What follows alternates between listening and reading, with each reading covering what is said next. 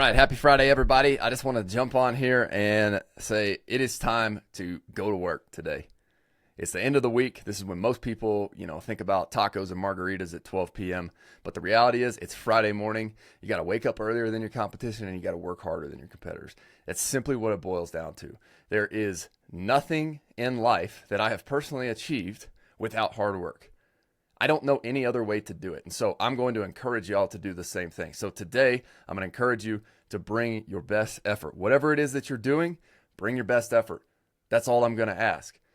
How can you get better today? What do you need to do to focus on to get better? And if you went and did that thing right now that you've been procrastinating for the last 3 weeks, what would happen if you did that? What would happen if you found the courage or the motivation or just the drive to go get it done? What would happen? Where would that put you at the end of the day?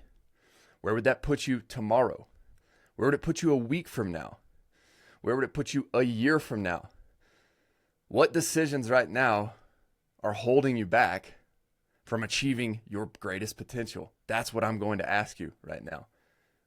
Look, there's a couple things, and I'll share a story here. I used to not like speaking in front of people, okay?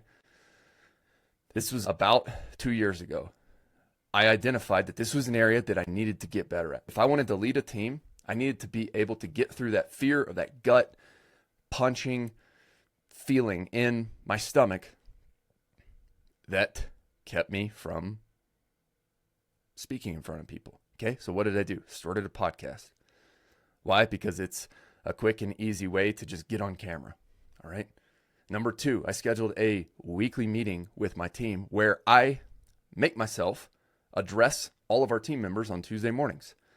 Okay. The first time, man, I was like sweating. Hands are shaking. And it goes back to there was a college class where I bombed a speech.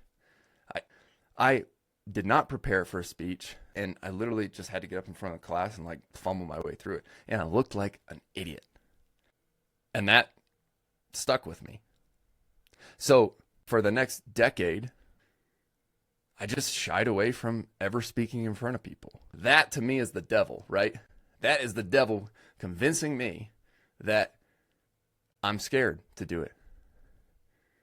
You're nervous. What are people going to think of you? What happens if you mess up? All of those lies that are in my brain convincing me to go in the opposite direction of what I truly believe is my greatest potential. So I'm going to ask you that right now. What do you get nervous about? What do you want to procrastinate? What do you shy away from? Look, in business, there's so many things that make you uncomfortable.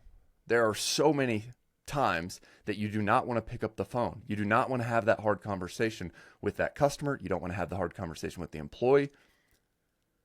What are you shying away from right now? If you're still listening to this, my encouragement for you today is to push through that. Figure out a way to address that. Whatever it is, whether it's fear, whether it's nervousness, push through it.